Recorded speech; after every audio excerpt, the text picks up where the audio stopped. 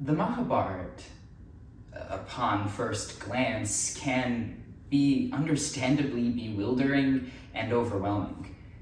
It is a vast and almost impossible to cover text in its entirety, and it's even harder to know where to start across its 18 whole books.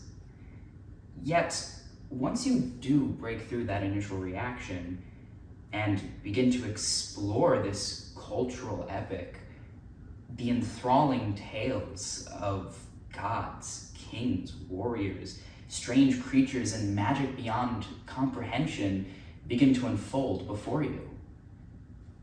It is filled with stories within stories that do not make decisions on what is right and wrong, what is accepted and what is rejected, and what is victory and what is loss.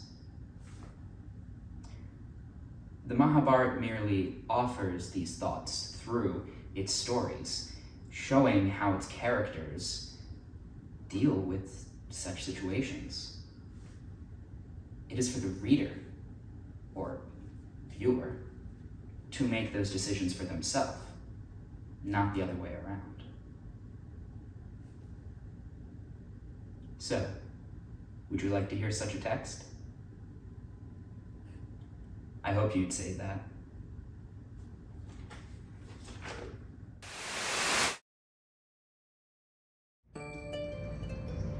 What you see before you are two sides of the same coin. Two sets of brothers fighting for freedom. The Kauravas and Pandavas.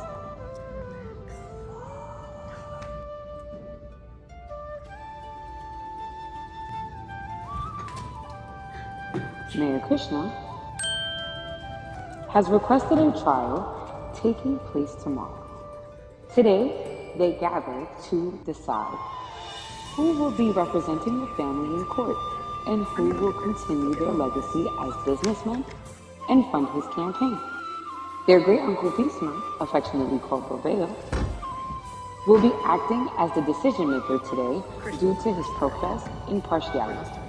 How hard is it to make wine?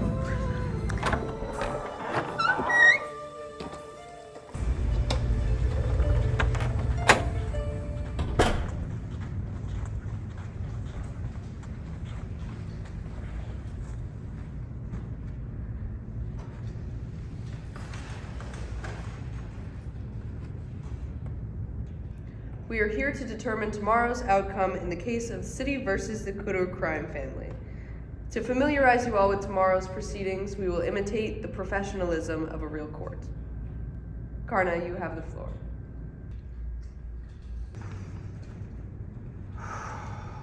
Please, Vovio, call me Sonny, and thank you for this opportunity to present our side of the case. Before I begin, I must ask your apology and beg your forgiveness for anything I may have said out of anger, brashness, or lack of due respect. I will be representing the Kauravas in this monumental case, and we are fully committed to this family and everything it stands for. We intend to prove that we are more dharmic than our opponents, that we are the legitimate heirs to this company, and that we had no involvement in the illegal activities alleged by the WRHU witch hunt. Thank you for your time. Thank you, Karna, for your opening statement. Anyway, Arjuna, your defense.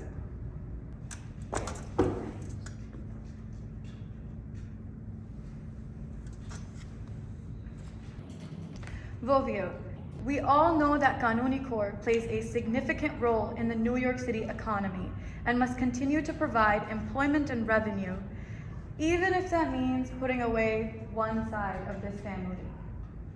While I'm sure Duryodhana's representative will provide a finely crafted argument, his claims will all be baseless and a poor attempt to stain our flawless reputation. As an honorable and wise man who has known us all our whole lives, I hope that you're able to use your astute judgment and see who is truly worthy of leading this family. Thank you.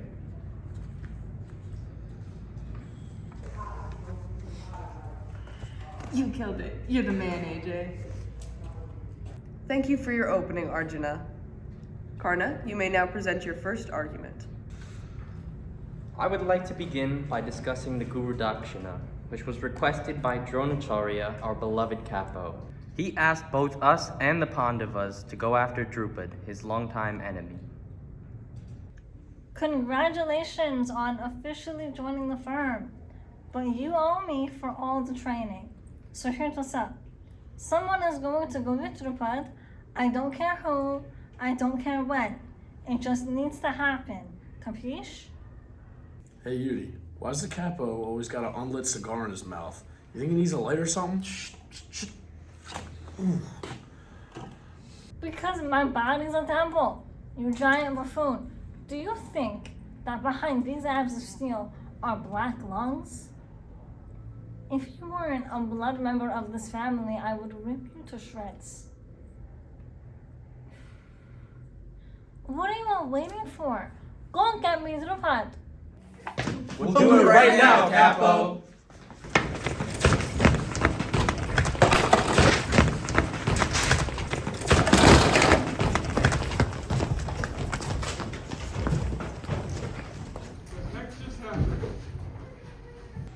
Oh my mafioso.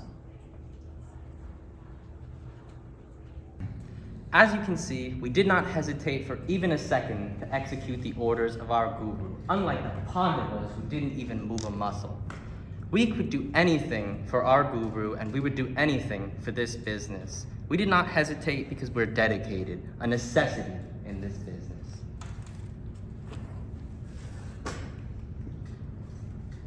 Arjuna, is there anything you'd like to say in defense? Wait, I'm struggling with 7 down. Like, I think it's butter, but...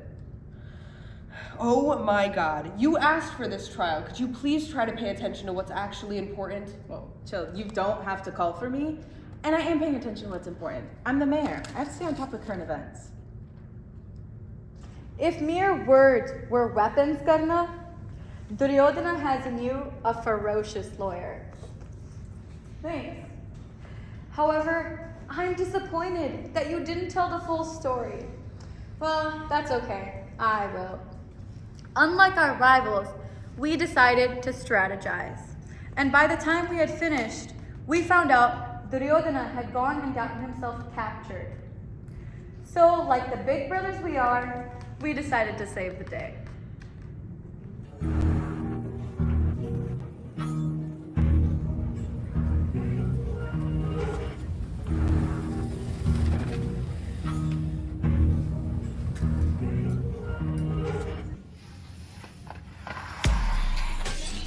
Drupad! What's up, my guy? Hey, I heard you're holding Duryo hostage. Be a dear and let him go. Yeah, no, forget about it. He came and attacked me and my business. I'm not letting him go like that. Just be a doll and piss off. So here's what's gonna happen. You're gonna let Duryo go, and you're gonna come with me to see my capo. Or what? Listen here, you half-lit kingpin. My patience is starting to run a little thin. So either you're gonna let Duryo go, or I'm gonna have my brother Bhima over here show you what he knows about the splits.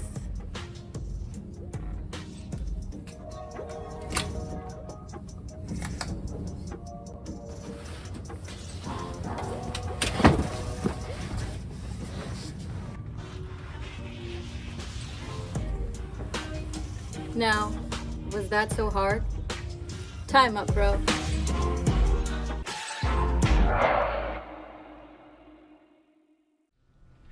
So why do you think rewriting the Mahabharata was justified? Okay, I think there's a lot of reasons why it's justified. For one, the difference between Shruti and Smriti in the Hindu tradition. So Shruti would be the Vedas, which are the revealed text, so the Upanishads, the Rig Veda, etc. And Smriti is the tales, kind of. They're for the folk, just the common folk, to help them understand what the Vedas are saying, to be able to apply them, because again, people understand things better via story. And I mean, the Mahabharata itself has had many different interpretations. There's many different ways. It's been told by different people. So if you take the B.R. Chopra version versus if you take Suryaputra Karna, which is a more recent televised version, there are several differences even between them. And then when you compare them to the text itself, it's significantly different. And it's kind of like Disney and the Grimm brothers. So the Grimm brothers wrote the text, they wrote the stories, and Walt Disney readapted them for children. He reanimated them. We all know the Grimm brothers stories are super gruesome, but I love Snow White. It's so cute. She lives in the end. It's so happy. To me, it really brings back to that quote we've been saying all semester of everything you can find in the Mahabharata, you can find elsewhere, and everything you don't find in it, you won't find anywhere else. And so it's a rewriting, or a retelling, but not a rewriting, because it's there. It exists already. We're just showing it in a new lens, but it exists. It comes from there. My name is Diego Arismendi Alanis, and my main role in this project was to help translate an ancient epic into a screenwriting format, but also translate the epic from the ancient traditional story that it is, into something more modern, more acute for Western audiences. One of the things that I had to keep in mind, especially in the beginning, was to make sure I was not disrespectful at all to the original text. I had to make sure it captured the essence, the story, and more importantly, was honestly the morals and values that the story held very dear, which is very dear to thousands of people, all over the world. So that in itself was difficult. So one of the things I had to really think about was, okay, what kind of story would do this justice? I'm primarily a horror writer, so my first thought was the horror, but that wasn't even going to work remotely close. Then I thought maybe a comedy, but no, it feels like if you lean more into the comedy aspect of it, it's like directly, if you're aiming for comedy, then things start to get really, really messy really, really quickly, especially if you make one wrong joke or one wrong reference, everything can just collapse in and of itself, and it's no longer interesting and nor funny, and it can almost come across as, again, disrespectful, which is something I obviously wanted to avoid. Maybe like a murder mystery, because we had the whole gambling scene, there was a whole court scene, so I thought maybe we could angle, and that's kind of the angle that we started taking. We didn't destroy aspects of the Mahabharata while making this. We reinterpreted it, we modernized it, made it contemporary. So what were the Pandavas, what were the Kauravas? They were kings, they were princes, they were royalty.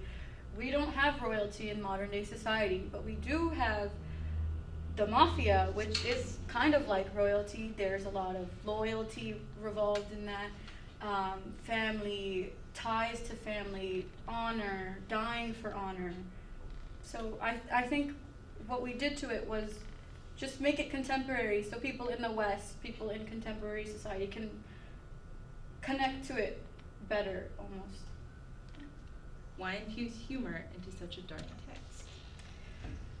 I don't think the Mahabharata is that dark, I'm gonna be honest. It's a great text. I grew up watching it, and I never really thought it was that gruesome. It's always been very similar to how life was. I mean, war is a big part of life in general. We've had two, we might have a third. World one, not in my family, but no, it's fine. But even the Mahabharata had a lot of humor in it constantly. Even during the war, there was some satire, some sarcasm, and we kind of tried to mirror that in our version. So everything that would have happened pre-war, we had a lot of comedy. When you look at ours, when we're talking about the dice game, when we're going through the Guru Dakshina, there's comedy in there. But once we kind of take a turn towards the death scenes, that comedy kind of stops. It's more serious. Just like in the text, it was kind of humorous, kind of comical. It was a little bit lighter before the war began, before it was time to really get in there and be like, okay, we are going to war. After that, not so much humor, and just like that, we didn't have that much humor after that. I agree that a big part of Mahabharata is reflecting life, and they had the comedy and the dark. I do think it is a dark text, but I think life also has a lot of dark aspects. But I mean, like what we've spent all semester learning is that there are layers and layers and layers in the Mahabharata, and so adding the comedy into the darkness was just us doing that too, us trying to accurately represent some of the layers. We definitely couldn't do all the layers, Right, no. but some of the layers that are very present. Definitely, yeah. And I think it reflects life, because then you could say life is a dark place. It's not puppies and rainbows. We don't live in a utopia. If anything, we probably live in a dystopia. But we still try to be happy in our day-to-day lives. I mean, when you look at the world as a whole, the other day I had a breakdown because I was watching the news, and I was like, can we just stop and reflect on what it is we're doing? We're killing people, we're hurting them, when we should be trying to love them. But in my very small world, I mean, I have friends, I have my family, and we laugh, but we still know but I still know in the back of my head that there's so much wrong in the world, and we're not doing enough to fix it. And so that humor, it kind of helps us get through the hard times. It's like gallows humor, a coping mechanism for the dark times. Yeah, that's what humor is. I mean, comedy used to be the best way to discuss politics because it's funny, but you really get into the nitty-gritty things. Yeah. We successfully fulfilled our duty to our capo and took over half of Drupad's drug ring, now led by Ash, Drona's son, expanding the Guru conglomerate in the process. Did we win? Not yet, but we will. This is confusing. Allow me to disillusion this confusion. We can use these to figure out who's winning each argument. The scale will tip in favor of the winning side. Put it right up here. Order. No, get that out of my face. All right, no, yeah, I'll just put it over here. Put some marbles in the front of the side. No, I would be in charge of that. Just leave the marbles next to the scale, and for the love of the divine, go sit down. Listen, I'm flattered, but I just don't feel that way about you.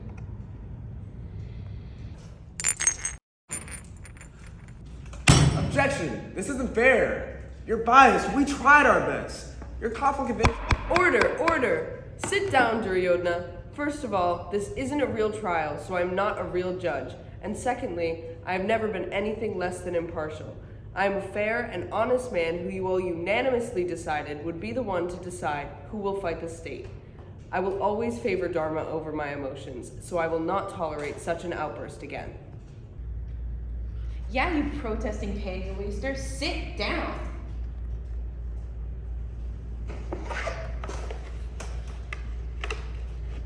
I apologize, Vovio, on behalf of my client. We were merely frustrated that it seems Mayor Krishna is partial towards the Pandavas, and we thought that you might be as well. But we know that you are a fair and honorable man, and that your renunciation of godfathership proved that. We would like to move on to our second argument of the gambling match. As you know, Yuri not only lost his shares of the business, but sold himself, his brothers, and his wife into a life of enslavement, all because he could not control his base instincts and lust for victory.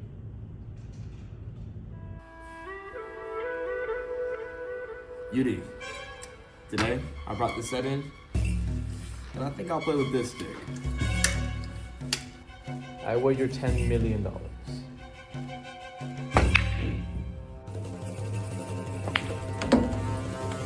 I win. I wager my Lambo.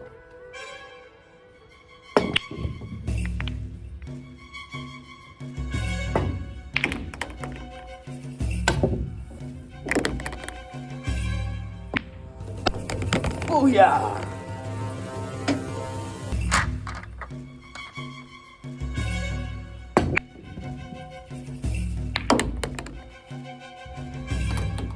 I wager my fleet of Rolls Royces.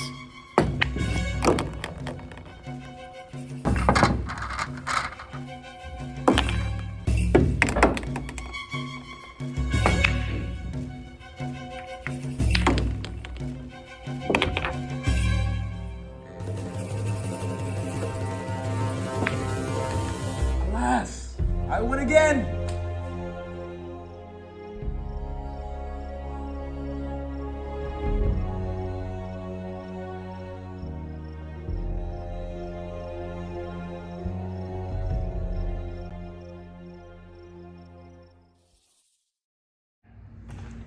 In our defense, they were cheating. How? They just were. They rigged it like they've never rigged before. The balls, they were made of cursed bones. Objection! What an absurdity. Clearly this is fake news the Pandavas have been spreading to save face. Just because Duryodhana is an unbeatable pool player who practiced for his entire career, he's a cheater? This is ridiculous. Just because someone is superior to you, AJ, it is not an excuse to defame them. When the mind is restless, each one of us lets down our defenses. Happens to the best of us. Perhaps, but this illustrates the unreliability of these men. They could not even save their beloved wife from the consequences of their actions. They stood there and simply watched as she was degraded. If Yudi is given control, there would be hell all over the city and in this company. He is not able to maintain rationality in times of great distress. And who's to say what else he wouldn't gamble away? It seems the Pandavas have no rebuttal, so let's proceed. Let me just put a marble in the Kaura's pan. As I said before, the only thing Yudi can lead this family to is hell. Look what he did to Abhimanyu, his own nephew. The poor boy is dead, and his blood is on your hands. What are you talking about? You killed him. His blood is on your hands. Yudhishthira had nothing to do with it. Right?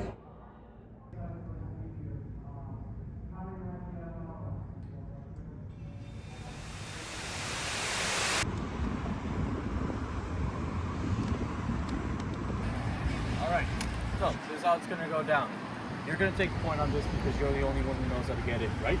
Yep, I know how to get in, but just remember, I haven't a clue how to get out. Don't worry about that. We'll take care of it. Yeah, we'll be right behind you, kiddo. Okay, that's great, but how are we getting out? No worries. Just got our back, don't you? Mace and flail will get us out. We'll do a little bit of this, a little bit of that.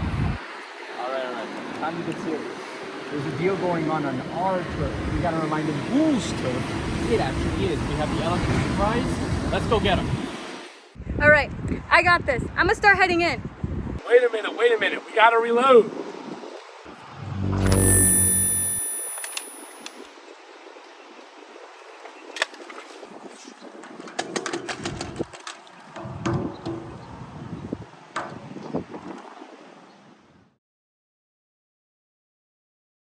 As I am dragged with no regards to my beauty, my skin scratching against the floor like fresh sandpaper to wood. The aching, the stinging, as each strand of my hair fills his hand while he pulls me further and further, each strand feeling like blades of glass pulling from the roots of soil. Have they no mercy? How dare them? Willing to go so far, and at what expense? Know any of them no bounds, no shame, no grace? What is this? Was my hair not enough? My garments? How dare you try to disrobe me? I have tried to have grace, but none of you know mercy. Let the carelessness of your actions be the downfall of your pride. My, oh my, what a change in everyone's eyes. As my sorrow and whispers fill the cosmos like every star in the galaxy. Fabric after fabric, pull after pull, the confusion has masked the room. So much shock and awe. All this for a game. All this for a bet. With not 1 ounce of compassion, who cares if it's me that's upset? Certainly not Yudhishthira, or I wouldn't have been used to settle a debt. The puzzle and determination sits on your face. Oh, how sweet it is to see the moment that you fall from grace, to claim what is owed to me, the sweetest of sweet victories. No need to speak, my dear cousin. Defeat is written in the very nuances of every facial tic and sudden yet subtle move. Like sweet, gentle prey and I the hungry predator, I have you in my sights, dead to rights. Yes, Ah, sweet bliss comes over me like the droplets of rain on a stormy night. Relief and vindication from the thought to fruition. I couldn't imagine this. Feeling so invigorating. Righteousness fills my body and courses through every very vein, in unison with the very blood, both serving a mutual purpose, fueling the success of the Kurabas. I chose poetry in response to the epic because it just genuinely conveys emotion.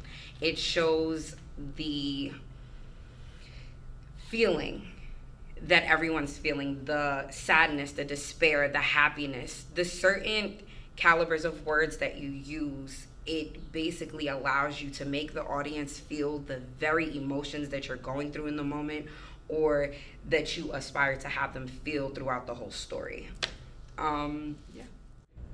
So, my experience of this class and of the film, it goes deep into my own culture, with Persian culture, and I think a big part of the Mahabharata resonating with me is because so much of Persian culture has been erased due to the Arabization of Iran and Persia, and going through the Mahabharata and being able to read the Mahabharata has connected me to my Persian roots, which has been very nice to see and nice to learn about. So the Lazamnama, if you don't know, is just not a direct translation, but a translation of the Mahabharata, and it's a Persian translation. And it's very similar, but the only difference is the art, and I think that is just a way of readapting the Mahabharata and to fit more into Persian culture. The writer, I believe he was a writer, who translated the Mahabharata into Persian, was an artist, and he wanted to fit more Persian art into the adaptation of it, and I think that just is it's his way of tying the two cultures together.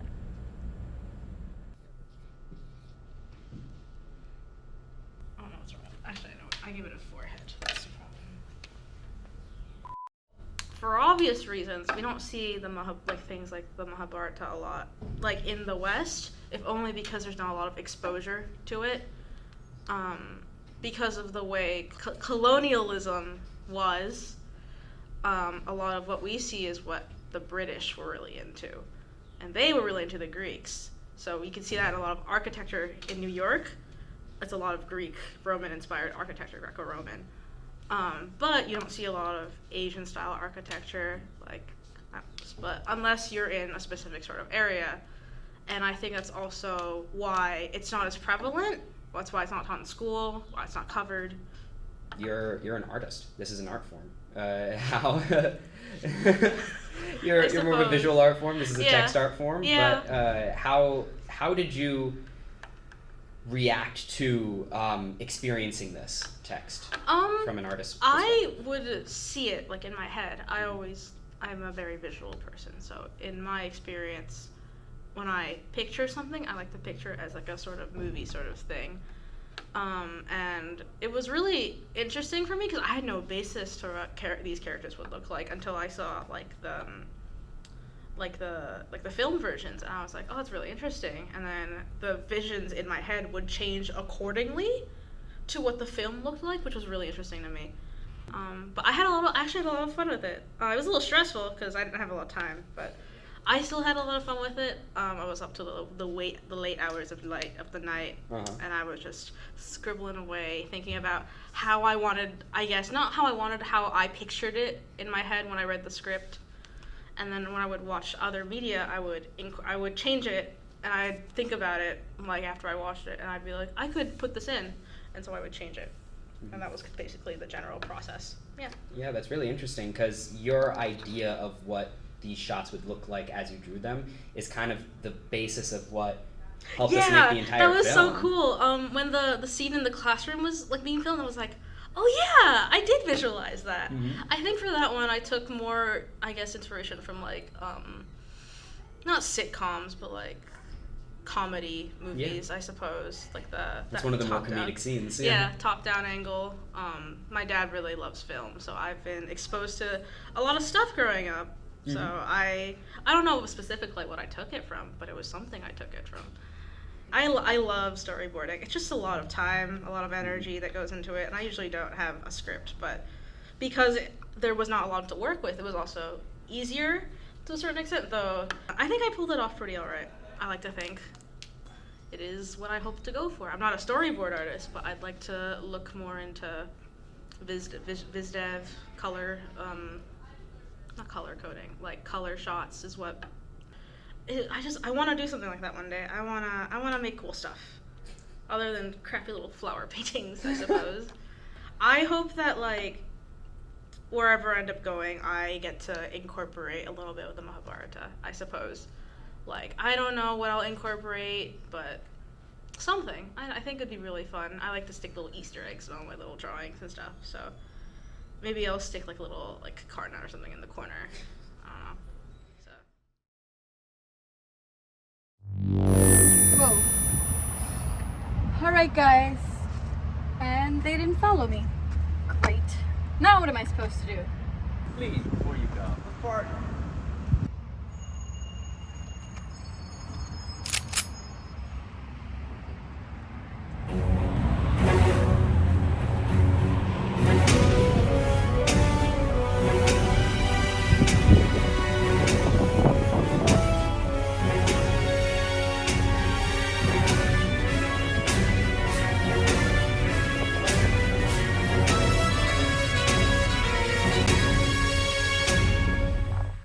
Doing business with you. Please, have a drink with us before you go. Have a party. They're done already? Well, seeing as I don't know how to get out of here, might as well take advantage of the situation. Uber Eats for big fat liars. My name is Doom, and I take my tips in dead bodies. And right now, I see 4 of them. So who's first? Abby, what are you doing here? You shouldn't be here. Go home, kid. Well, I can't. And frankly, nor do I want to. But since you're my uncles, I'll be lenient. If you leave the cash and the case. Otherwise, I'll have to shoot again. Abby, you don't know what you're getting into. This is not the time for foolish acts of heroism. Put the gun down and let's all leave, okay? Well, if that's how it's gonna be, then you leave me no choice.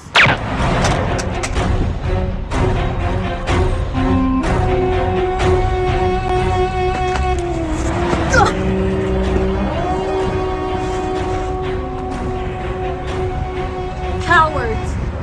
All of you! Father!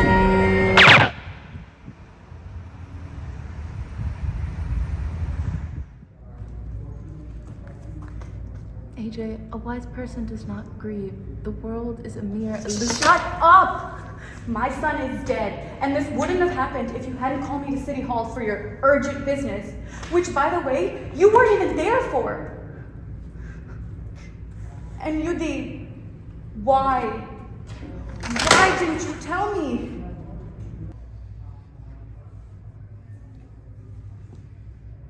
Forget it. Forget it. I apologize, Vovio, for my outburst. I'm ready to proceed. Yes, my brothers took my son to the Chakraview, but they played no role in his death. Had they managed to get in, they would have put their lives on the line to save him, just as they have done and will continue to do for this family. We are not like the Kauravas. We are nothing like them, and we will never be like them. I am outraged by the 2 individuals sitting across from me as they blatantly shift the blame from Abhi's death onto Yudhishthir. Karna, you shot the gun out of his hand. And Duryodhana, you took the first blow. You could have left him there for my brothers to find. Heck, for me to find. But no, you killed the poor 16-year-old boy who was defenseless. You are ruthless and violent. People like you, who are willing to kill children for a mere drug deal, are not fit to run this family. And Volvio, I hope you see this too. Thank you, Archana. Karna, I think it's best we move on. For the best, I'm sure. I'd like to move to our final argument, the death of Drona. He isn't a fallen hero, but a victim. A man who was first manipulated into renouncing his weapons and then brutally murdered unarmed. It is shameful that the great teacher of both the Kauravas and the Pandavas was disrespected in such a heinous and dishonorable way. All right, Mayor, we're here. What's up? Why are we meeting here at all places in the graveyard? Why not at the Kanuni Cafe? I didn't want to meet there. It's full of those pesky green-winged bugs. Drone beetles? I haven't seen any. I was just there talking to Volvio about Drona. Drone beetles? Drona. Sometimes those we love most bring us the most harm. Don't get me wrong, I love bugs. They're vital for this ecosystem. But when they become a problem, they need to be removed. Am I missing something? What are you trying to say here? Are you asking us to get rid of him? Because we are not getting rid of him. Yeah, Capo's pet. All I'm saying is that we need to get rid of him. He's really fond of Ash. Maybe we... Don't even think about killing him. I don't want another parent to have to go through what I did. That's not what I was gonna say. Whoa. On an unrelated note, what's the name of that dog? Dude, it's a wild dog. Oh, I get it now. It's Ash.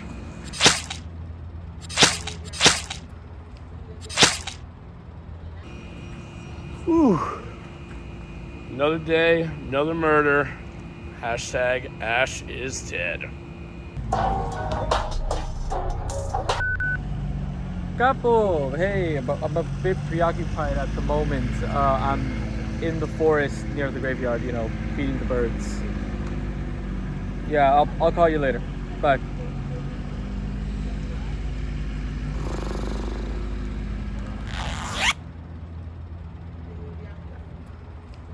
What's going on? Yuri, is Ash dead? Ash, the dog. Sorry. Yeah, he's dead. Bhima kind of just came in and killed him out of nowhere. This is all because I worked with the Kauravas over you. How could you? You could have just asked me. I would have distanced myself from everything. Screw this family. I have no one left to fight for. And you, wicked Brahmin, have nothing left to live for.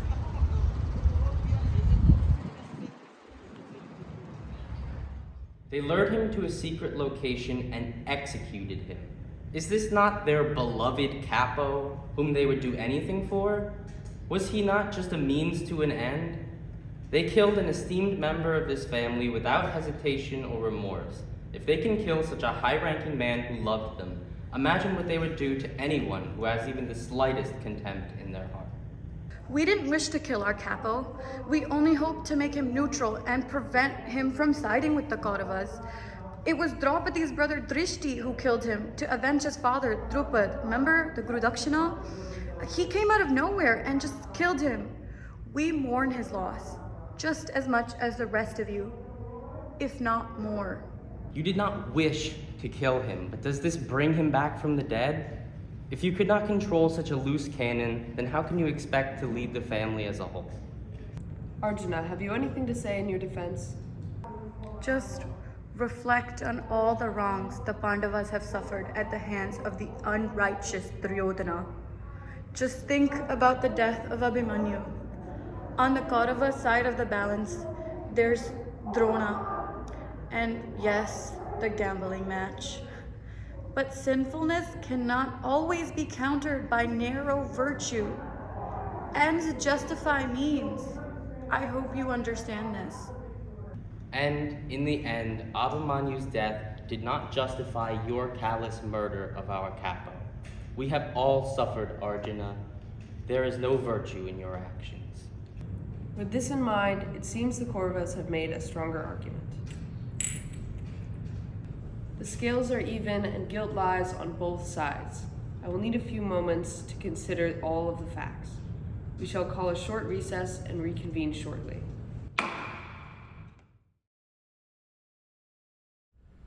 So coming into this class for the first time, I thought I would have a bit more of a connection with the story because my father is from an Indian background and he grew up Hindu and his entire family lineage is Hindu. But although my father had an Indian background and I somewhat grew up with that as a child, I did not hear much of the Mahabharata as a kid. I was familiar with the name, but not really any of the actual content in the text. So coming into this class, I felt kind of as if, well, it's gonna be kind of a challenge to understand because, she opens the class by saying, there's 18, it's made up of 18 books and it's larger than the Odyssey and the Iliad combined, and I'm like, I don't know if I'm gonna be able to grasp this. But then once we actually started going into it, it was very interesting because I found myself finding a connection from my childhood, hearing the names of these characters and these gods and goddesses that I'd heard when I was younger, but also just interacting with the text itself because I feel that I was able to connect through it just because the content within it sort of transcends time in a way. It's not really dated. No matter when in history you look at the story, I believe that you would be able to connect with it because it is really a story about human experience and human emotion and how they interact with each other. And I feel like that was a big part for me, understanding that, because it really took a lot of the weight away from this big, scary story, and it became more personal because I was like, well, I've experienced some of these conflicts in my life, or maybe I'll experience something similar later on. So I think that is one of the biggest parts for me of that's one of the biggest ways that the text has moved me and the way it has influenced the way I think. Well, I've done a little bit of research on Krishna, and I'm writing a paper on Krishna, and also originally I was thinking, movie, it's not really my thing, but then I remember one day I came in and they were like, we need somebody to be a background character, to be a Kaurava, and I was like, all right, I'll do it. And then we did it, and I was like, man, I wish I would have stuck along for the ride the whole way, because it was a very fun experience. Even just for that one day, just interacting with everybody and creating this project, it felt very unified, and it felt like a very nice community, and I'm glad we had this class together, and I've been able to get to know some of the class better.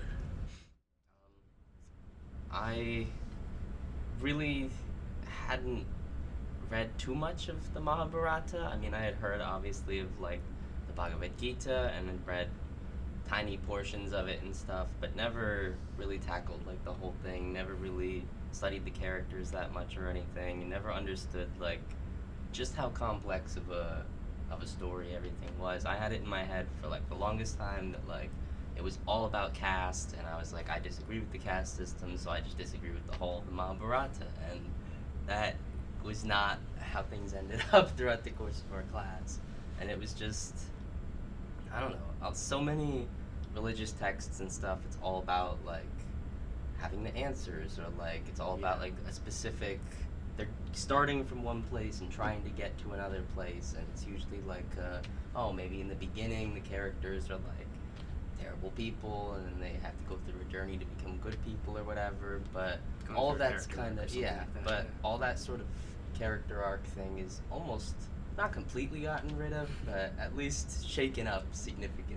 Even it contrasts character arcs that are thought of in senses like that as well for stories, because there's there's the whole idea of that you want like your main character, your protagonist, to be someone who's dynamic, who's round, who has a lot to them. But I feel like some of the most greatest characters that you can get are out of, for lack of a better term, flat characters. Yeah, I think that in the Mahabharata, just all the characters wind up becoming, they might seem a little more flat to begin with, but then you just unravel so much complexity with them, like Yudhishthira, the son of Dharma, the righteousness and truthfulness and stuff, who is truthful for his whole life, but winds up telling a lie in the end, and winds up getting tested in so many ways, which obviously I talked about it in other recordings and stuff. The Yaksha lake scene was one of my favorite parts, just because none of the questions that like the god Dharma tests his son Yudhishthira with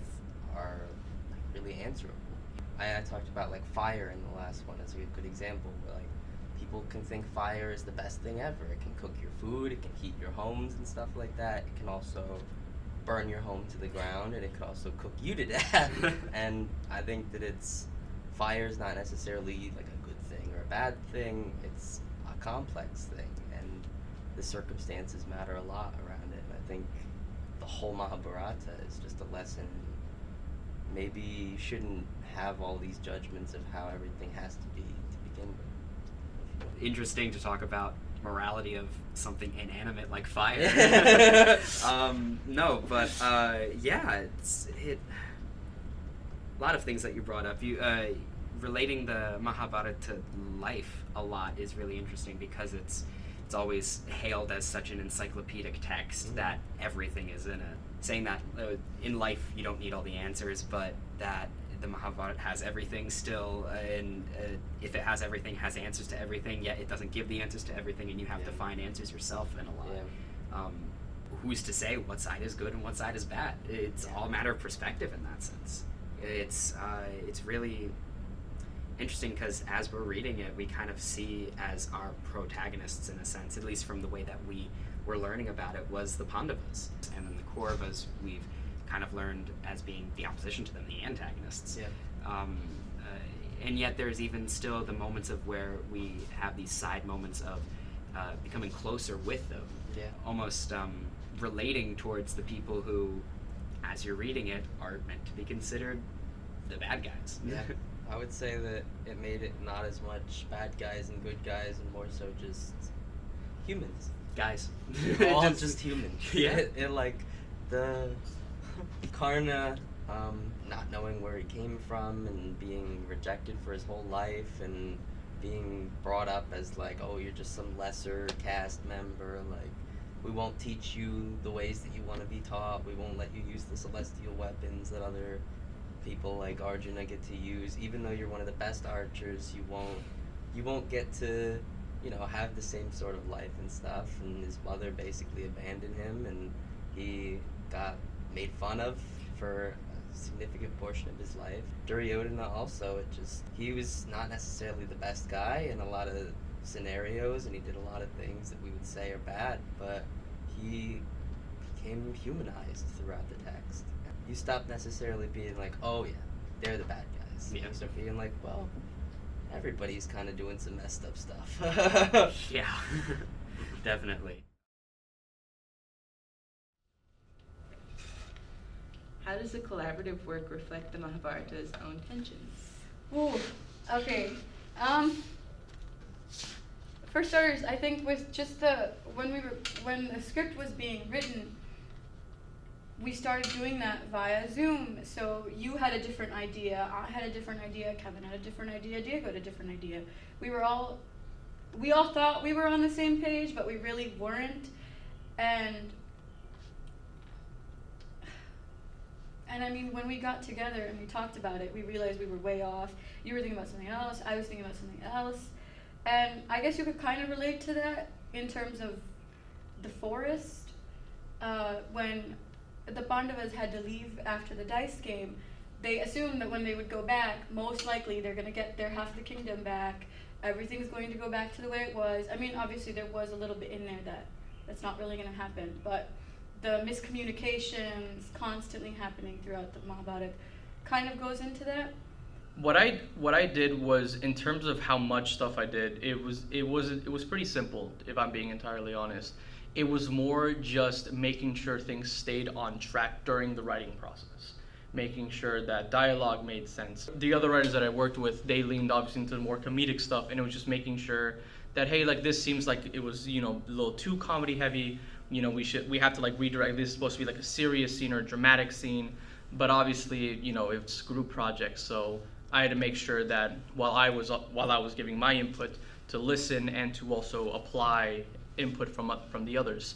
Especially since one of the writers, she knows the story because it's something part of her culture, which obviously brought a lot to the room, and that insight is always very good, especially when you're doing, again, an epic from a culture that is not my own. One reason I wanted to do the Mahabharata is because I grew up watching it. I watched the B.R. Chopra version, I've watched other adaptations of it, and I loved the characters, and I kind of wanted to be one of the characters. It was nice to put myself in Arjuna's shoes, to put myself in Abhimanyu's shoes.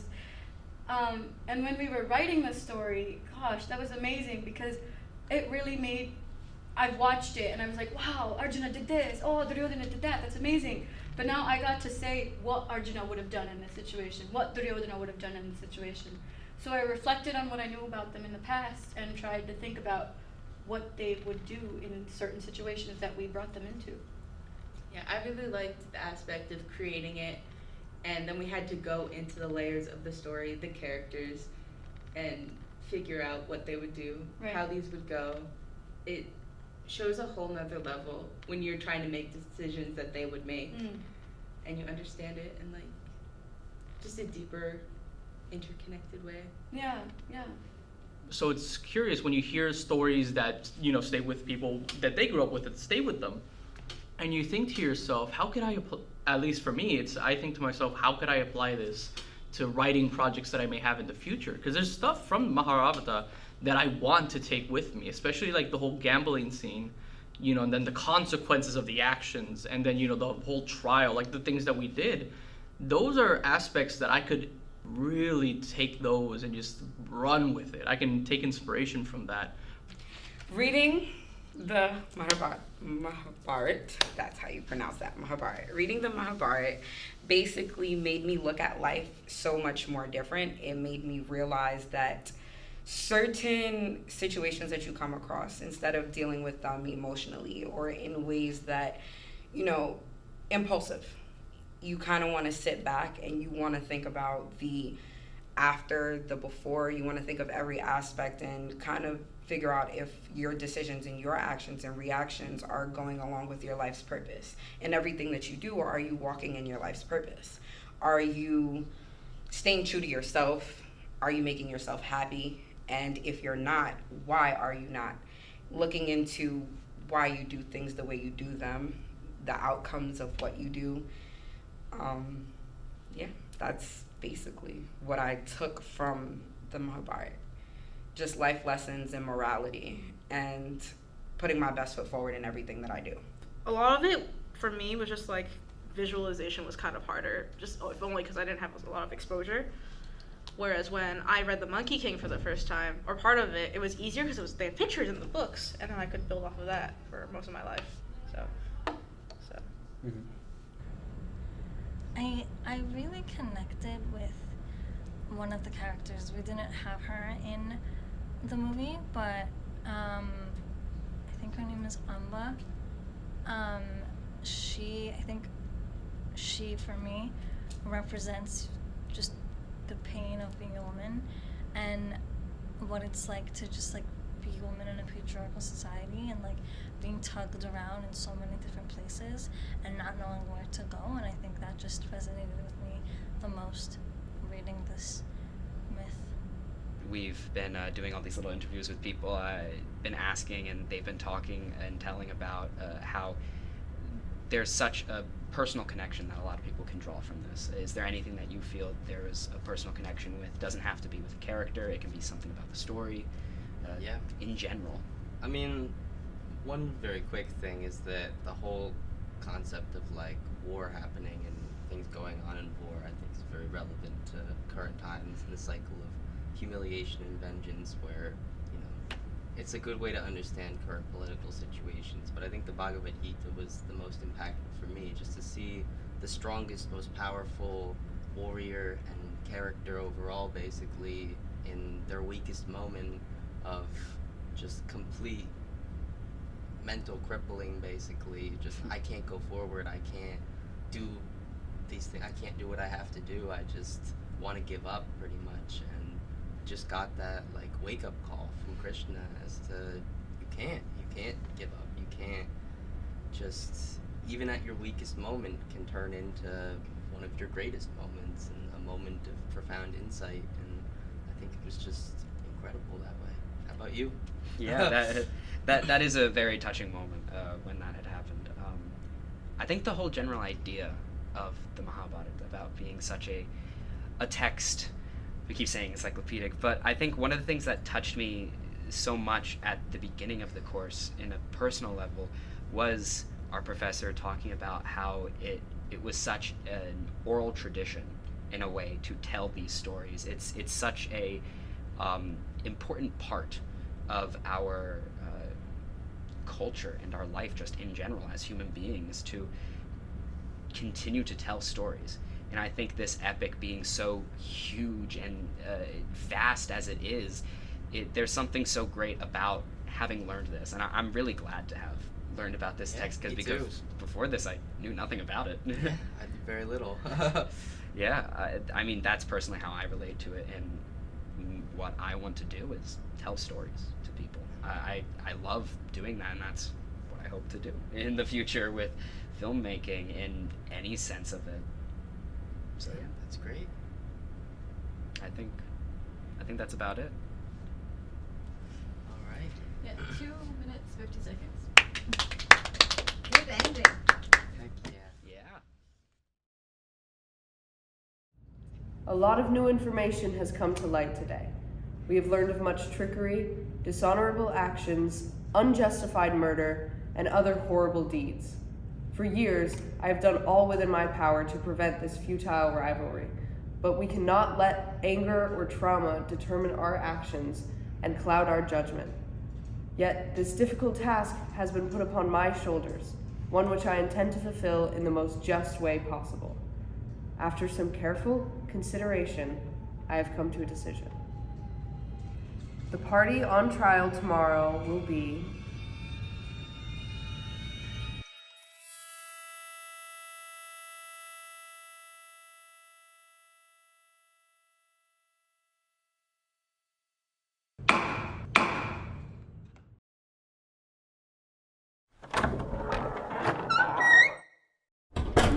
Oh, were you expecting an answer? A clear verdict? Well, I ask you this. What is justice? What is Dharma? Desire and anger cast a screen of smoke over the world. You need to refine your understanding. It may be tempting to judge, but Dharma is subtle. Both sides strain after the reward, clinging to power and those who've been lost. In this life, nothing is permanent. Nothing can be held or truly owned. Not power, and certainly not vitality. So how can we expect Bhishma, who acts with attachment, to make a truly just ruling? Even his mind is a veil between him and Dharma. It doesn't matter who will win and who will have a reputation tarnished. These men were already slaves through their own Dharma. This trial is merely an instrument of their own destruction.